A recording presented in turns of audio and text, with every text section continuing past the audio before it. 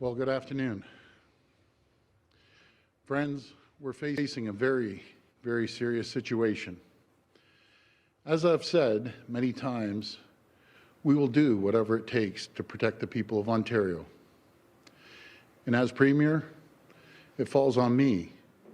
I'm the one who has to make the tough decisions.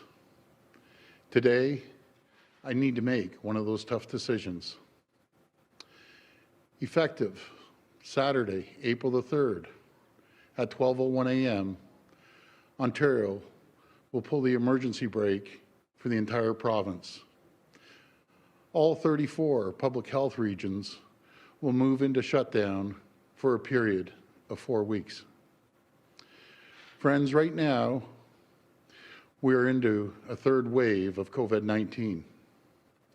The variants of concern are spreading rapidly. This is a new pandemic. We're now fighting a new enemy. The new variants are far more dangerous than before. They spread faster, and they do more harm than the virus we were fighting last year. Younger people are ending up in the hospital. And with these new variants, the risk of ICU admissions is 2 times higher. The risk of death is 1.5 times higher.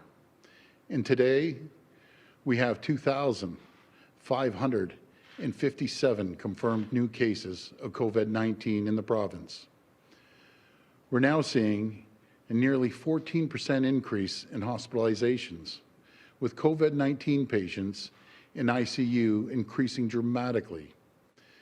In fact, we've never had more Ontarians in intensive care than we do today. We're working around the clock to build out our hospital capacity. We've added 3,100 new hospital beds since the start of this pandemic. Cordalucci Vaughan Hospital has been providing pandemic overflow for months now. Right now, we're dedicating an additional 70 beds at the Toronto Congress Centre.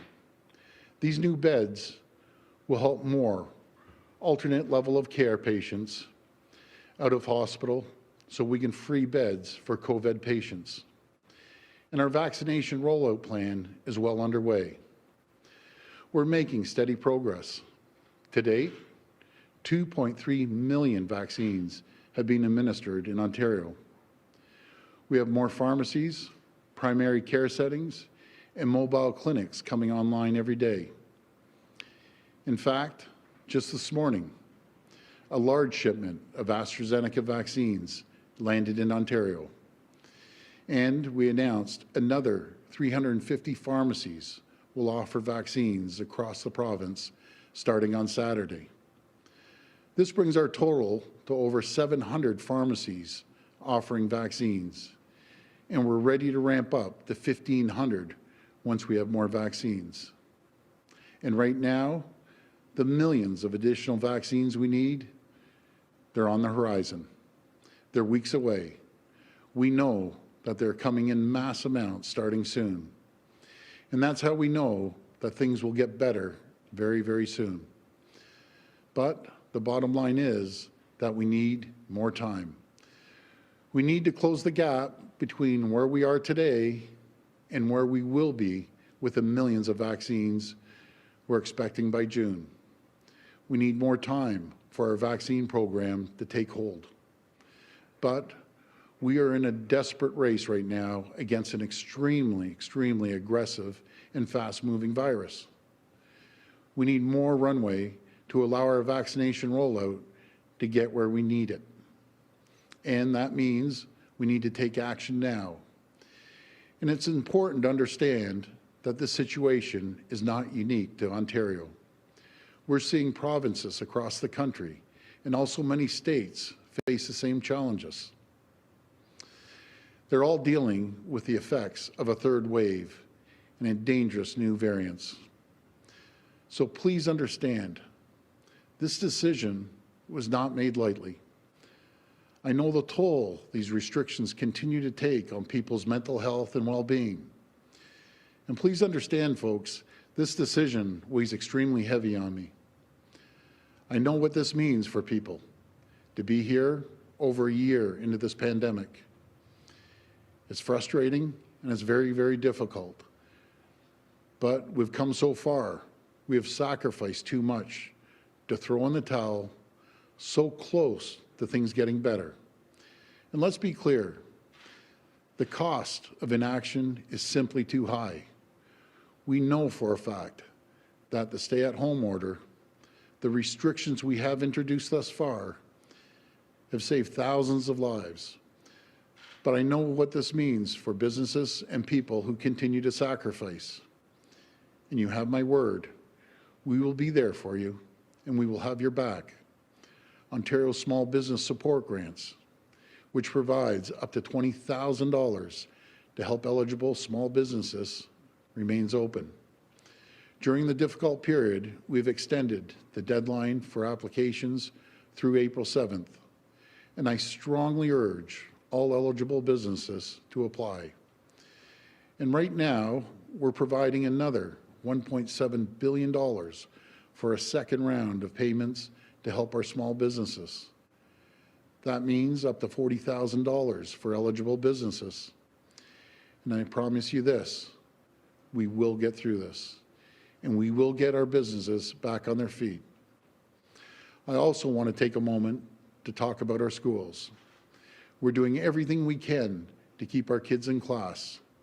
This is a top priority. We have made historic investments and introduced the strongest school safety plan in the entire country. But as always, we will closely monitor the situation and not hesitate to act to protect our kids and your families. And as I stand here, we're only hours away from the Easter long weekend. I want everyone to know that there's some activities permitted with safety measures in place. Indoor religious services will be allowed at 15% capacity. But we must, and I emphasize this, we must all avoid social gatherings. I know many of you were hoping to celebrate this important holiday with family and friends. But again, I'm asking everyone to only gather with your immediate household. Because, my friends, I want us to have a good summer. And these steps, the next 4 weeks, are our best chance to save lives and to make sure this summer we can get things open and get back to our lives. We will get through this if we all work together. And I can assure you, brighter days are on the horizon. Thank you, and God bless the people of Ontario. Now I'll pass it over to Minister Elliott.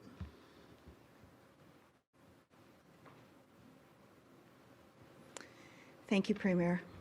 Ontario is in the midst of the third wave of the COVID-19 pandemic, just like many other jurisdictions across the country and around the world. This is being driven by COVID-19 variants that are much more transmissible and carry a higher risk of death, hospitalization, and ICU admission.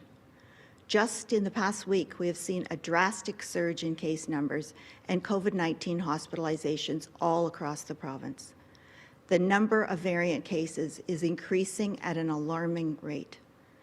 And now the latest modeling data shows that these trends will continue, putting our healthcare system at risk and threatening to overwhelm our hospitals if additional measures are not taken. Over the past year, our government has had to take swift action and make difficult decisions, and it is time to do so again. On the advice of the Chief Medical Officer of Health and with the support of public health experts, our government is enacting a province-wide emergency brake shutdown that will last for at least a month in all public health unit regions. This means restricting indoor organized public events and social gatherings, except with members of the same household, and limiting the capacity for outdoor events to a maximum of 5 people. Individuals who live alone may consider having exclusive close contact with one other household. Restricting in-person shopping in all retail settings to a 50% capacity limit for pharmacies and for stores that primarily sell food, and a 25% capacity limit for all other retail, along with other public health and workplace safety measures.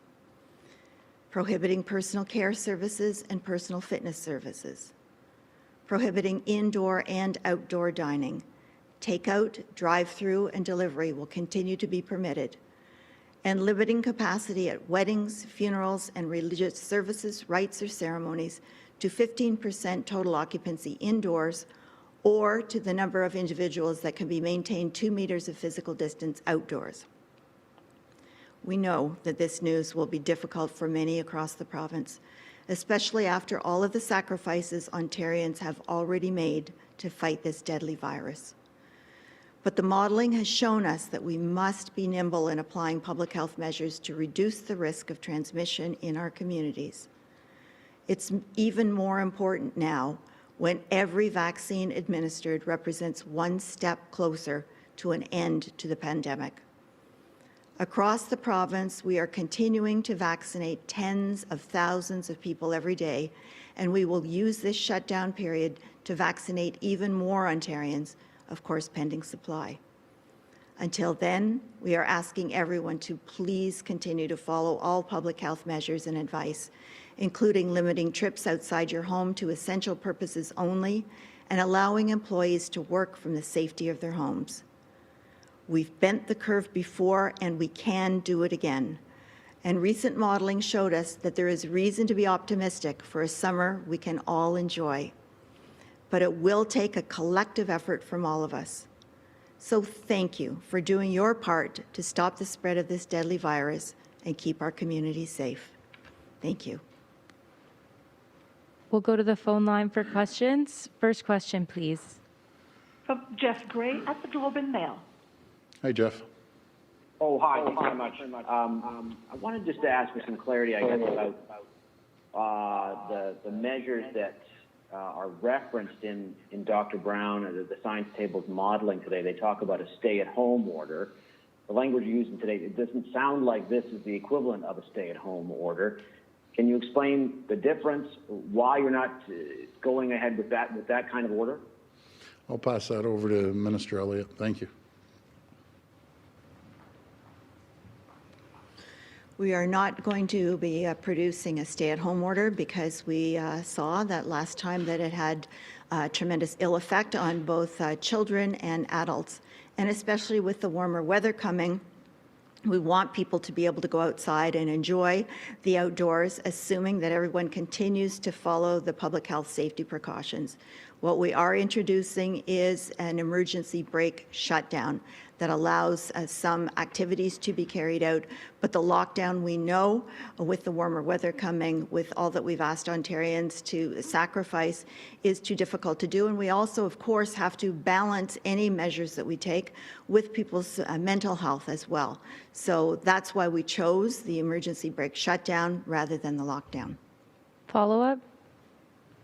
It does seem, though, that in hotspots like Toronto and Peel, there are very few changes then to the activities that people are allowed to do or not to do. And I wonder, is it possible that these small changes, I mean, it looks like patios is the only major one, will actually cause any reduction in caseloads in those areas which are already in trouble? And I wonder maybe if Dr. Brown could comment about the difference here between these two ideas. Sure, I'll pass it over to Dr. Brown, but before I do, I just want to remind everyone, we have the toughest restrictions in North America. We have the toughest restrictions in Canada right now, and we're throwing everything at this virus. And I'll pass it to Dr. Brown.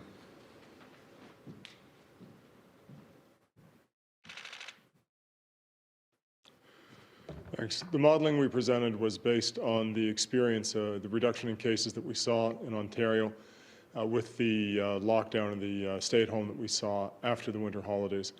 We try to use historical examples to be able to ground these estimates in the models. It would be hard for me to say right now what the difference will be between this emergency brake order and the effect of the order after Christmas. Next question. From Mike Crawley at CBC. Please go ahead. How you doing, Mike? Hi, Premier. What is the strongest restriction in this emergency brake shutdown that is actually different from the lockdown? And how is that going to have any impact on cases? What are the significant differences in this emergency brake shutdown that are going to have any significant protective effect over what already exists in lockdown? Well, thanks for the question, Mike. First of all, it's province-wide, and we've seen as the variants in the virus spread all over, no matter if it's Sudbury, up to Thunder Bay, down in London. We see it spreading at a rapid pace. So it's a complete shutdown of the entire province. We also see, the people gathering in large groups that were totally discouraging. We saw what happened in the last holiday season. It took off, so we're discouraging that. Outdoor dining, I can tell you, it kills me to cut off the outdoor dining. It does. I'm getting calls, my phone's blowing up, and my heart breaks for these people, and that's why we're putting the $40,000 to a total of $40,000 grants. We've extended that till April 7th to help bridge the restaurants over till the end of the 4-week period. But we could put all the restrictions in the world, Mike. We need the help of the people too. I know it's difficult last year. It's painful for everyone, and it's hurt a lot of people. But we have to do it. I am convinced 100%, not even a question in my mind, if we don't do it, we'd be in deep, deep trouble. We'd see the ICUs get out of control. We'd see the deaths get out of control. We're finally getting our arms around the mortality rates and long-term care, and thank God for that. And now what we're seeing is younger people ending up in ICU and in some cases passing away, which is terrible. So we need to do this. I know there's a lot of people that just want to go out there and open up, and no, they don't believe this variant can be passed. I'm sorry. I'm a business person. I want to open up patios, but we just can't. We just can't. We went for 8 or 9 hours till midnight last night on a caucus cabinet call, and there's debate, a lot of debate. But I told them if we want to see the summer and be able to have a chance to get out there, if we receive the millions of vaccines that we expect, then we have to do it. We have to crunch down one more time for 4 weeks. It's a sacrifice that we have to take. Follow-up? Premier, if the restrictions that have been in place in the lockdown zones for so long have not slowed the spread of the virus in places like Toronto and Peel, how is closing outdoor dining on patios going to make one iota of difference in slowing the spread of the virus? Well, before I pass it to Dr. Williams, we saw when last time we did a shutdown, we saw the numbers drop below 1,000. And when we dropped below 1,000, local medical officers, mayors, all mayors, were saying we need to open up safely and gradually, which we did. And then these variants, got into our country, and they're running wild right now. But I'll pass it over to Dr. Williams.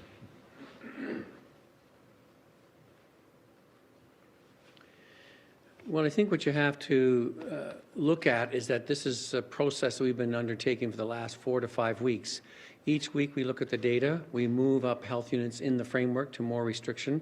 We went from the 2 in the lockdown to 5. We were planning to move to 2 more again as the numbers increase. So this has been a graduating process. With Toronto and Peel, we have kept them in the lockdown for the long period. We had discussed with the local medical officers of health. We've seen that their numbers have stayed lower than was anticipated because of the outbreaks. Back 2 weeks ago, Dr. Brown said if we didn't do anything, we would be around 4,000 to 4,900 cases a day at this time.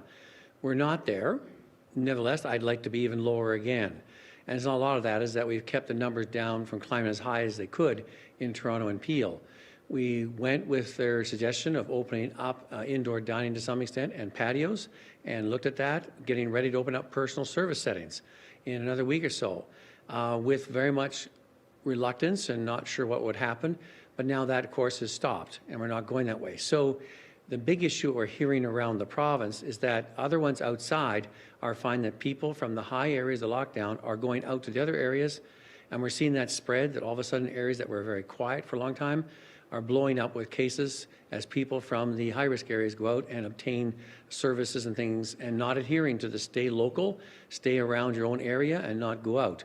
So we want to emphasize that. That's one reason for going, as the Premier said, province-wide with the same standard, the same restrictions to protect not only keep numbers down in Toronto and Peel, but to make sure they don't get out to the other areas. Even if you're green or yellow, you can go up to red and lock down very fast. We've seen it happen. Our lockdowns have worked. We locked down in Thunder Bay, they're coming down.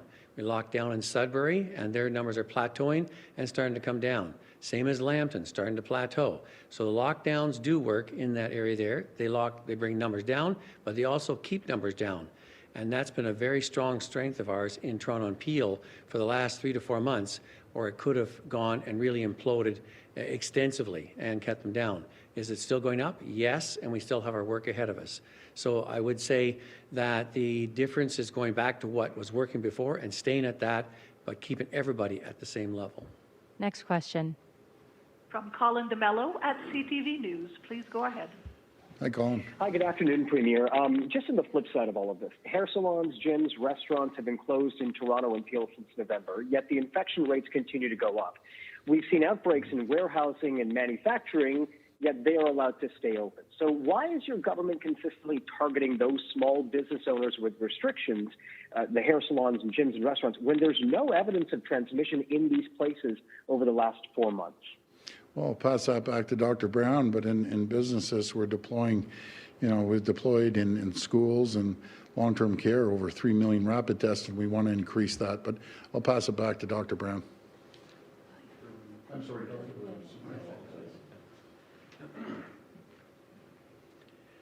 Brown. Well, to be correct, we have and we are seeing outbreaks in those settings.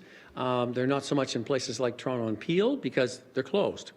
And we have seen some others occurring. Why in those settings there is because they're going to be in very close contact with someone closer than 6 feet for an extended period of time. And we are worried about transmission there. We have seen it happen in similar settings in and around there. It brings people out. And of course, we're mostly concerned, as Minister Elliott's alluded to, for people's well-being. There are essential things they need to get out and do. We understand that. But still with checks and balances, masking, distancing, trying to adhere to all those things as meticulously as possible. So we have limited those ones. We have now outbreaks in restaurants, in other areas that had them opened. And so just because they're closed and you don't see outbreaks doesn't mean they can occur in ones that have opened. They have occurred, and unfortunately they've affected not just the patrons, they've affected the staff. And we're very concerned about that because a lot of the staff are, of course, with the concern of the variants, are under the age of 50, and we're very concerned about their health and making sure they do not succumb to the consequences of COVID, of the variants at this time. So we have to remain strict on that. Follow-up? Okay, I don't quite understand that, but thank you. Premier Ford, back to you. On vaccinations, is it fair that frontline healthcare workers who are taking direct care of COVID-19 patients should have to wait 4 months for their second dose of the vaccine?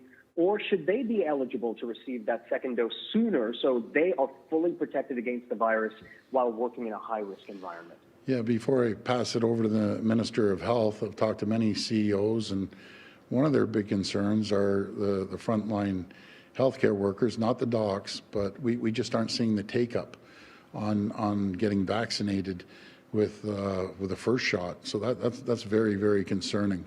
So I encourage any frontline healthcare worker, please get vaccinated, and I'll pass the balance over to the minister. Well, thank you. This issue has been extensively studied by Health Canada, by NACI, by Dr. Williams and his colleagues, and the conclusion has been made that the 4-month interval is safe, that you receive tremendous protection from the first vaccine, and that it is all right to receive the second vaccine within the 4 months. We expect that with the supply of vaccines that we will be receiving in the next short while, though it won't be a 4-month period, but will be shorter than that. There are some limited exceptions for that, people who have received transplants, people with certain types of cancer and others, but for the most part, that 4-month interval is safe for virtually everyone. Next question. From Cynthia Modigan at City News. Please go ahead. Hi, Cynthia. Hi, Premier. Hi. I have to ask, we've been hearing that wave 3 is going to be worse than the prior waves for weeks. We've been slowly watching this unfold with warnings from doctors and the Hospital Association. Why are you only taking this action now when in the last few weeks you've been actually moving to open up a little bit more despite the warnings about the third wave being more deadly and more contagious?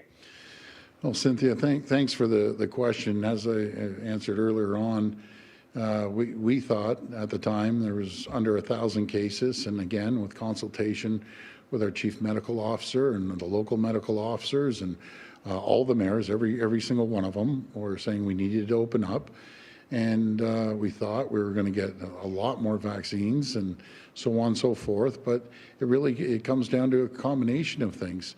Right now, we need people to be vigilant.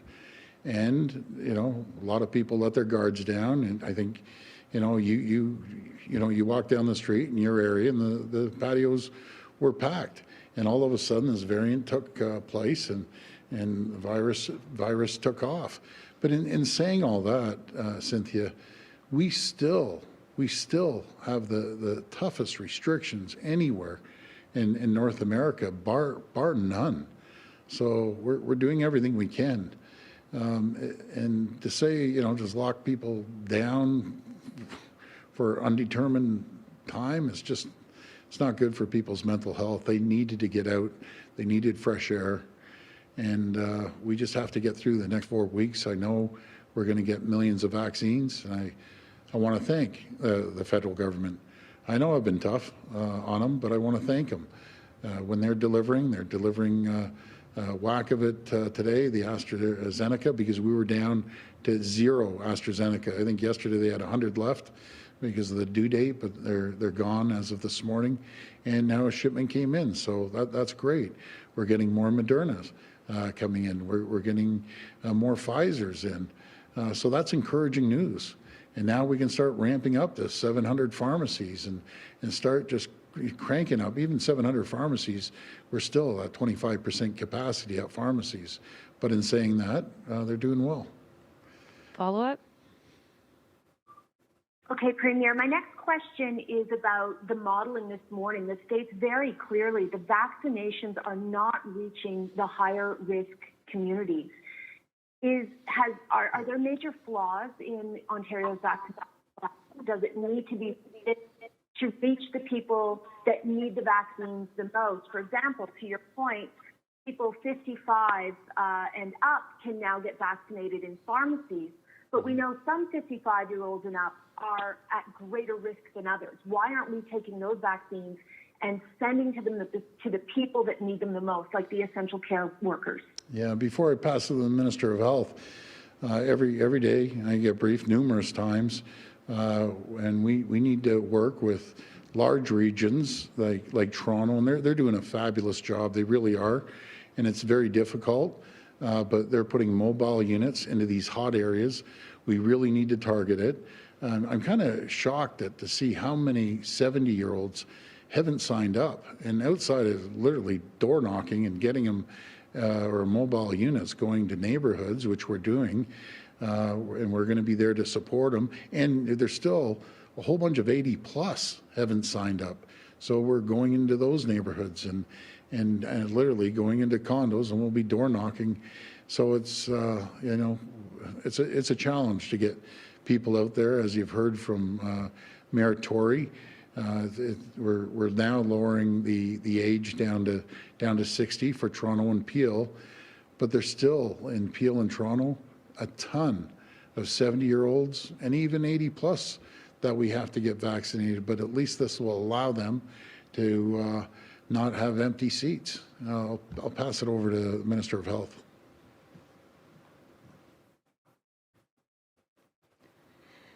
Well, thank you. We have one vaccination plan that is being delivered by the 34 public health unit regions, each in their own way, depending on their own geography, their knowing their own circumstances in their own area, and making the access as available as possible to any person in Ontario who wants to receive the vaccine.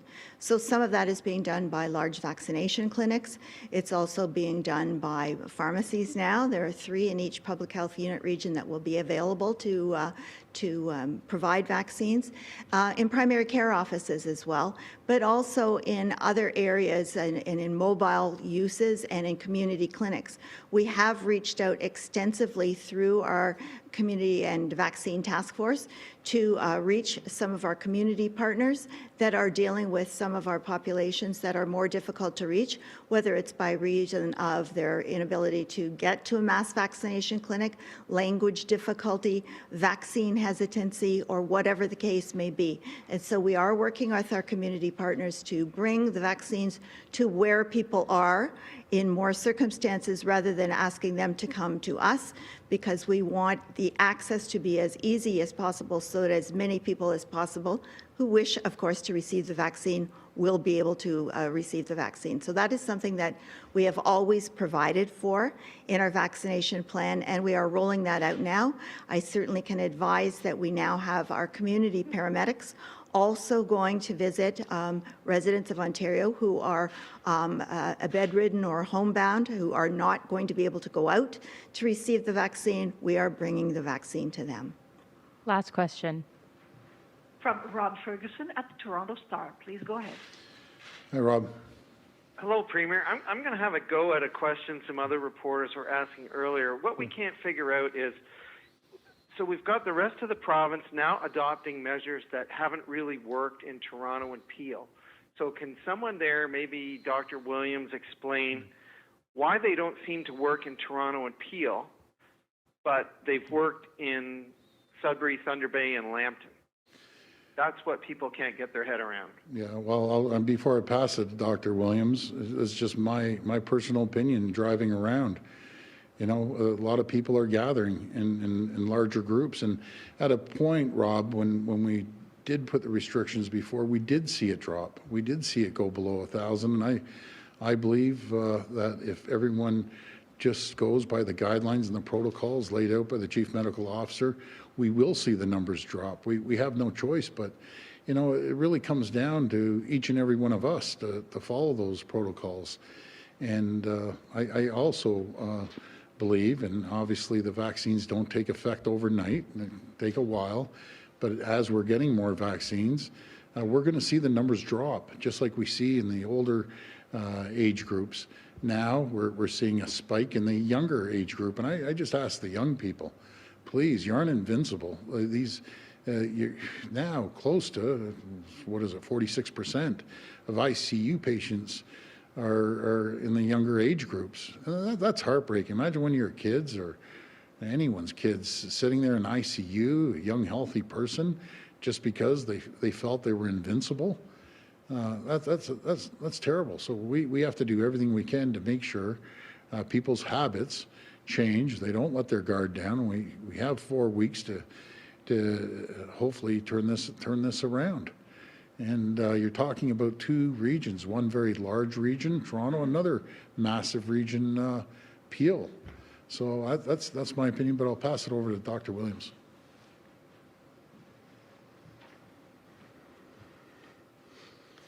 Well, I think, Rob, if you look at the data, and to say that it hasn't worked in Toronto and Peel, it has.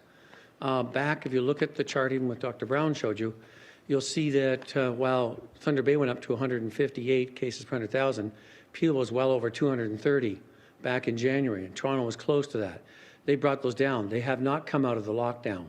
So it's kept the numbers down. Some smaller places have seen their numbers and the rates go up by 30 to 40% every 5 to 6 days.